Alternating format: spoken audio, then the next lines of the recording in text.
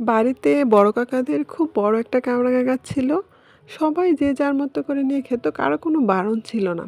তারপরেও কেন জানি না আমার খুব ইচ্ছে হতো আমারও একটা কামরাঙা গাছ হবে। যদিও আমাদের ঘরের কেউই কামরাঙা অতটা পছন্দ করে না, আব্বা তো একেবারেই খেতেন না। তারপরে আর কি গাছ লাগালাম, গাছ বড় হলো।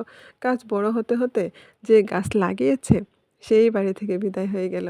এখন সে ওই বাড়ির মেহমান। আর মেহমান হয়ে বাড়িতে একদিনের জন্য গিয়েছিলাম, আর আসার ১ ঘন্টা আগে আমার মেয়ের চোখে পড়ে যে গাছে এত সুন্দর কামরাঙা ধরে আছে, তাও আবার আমার লাগানো গাছে। গাছটা যখন আমি লাগাই তখন আমি এখন আমার মেয়ের বয়স যত তখন আমার বয়স তত ছিল মাশাআল্লাহ। তো গাছে কামরাঙা দেখে এত ভালো লাগলো, একদম পাকা, পাকা হয়ে আছে দেখে মনে হইতেছে আর্টিফিশিয়াল কামরাঙা, মানে আর্টিফিশিয়াল কোনো কিছু দেখলে আমাদের যতটা ভালো লাগে ঠিক ততটা ভালো লাগতেছিল। আর এত সুন্দর, এটা কিন্তু আর্টিফিশিয়াল না একদম।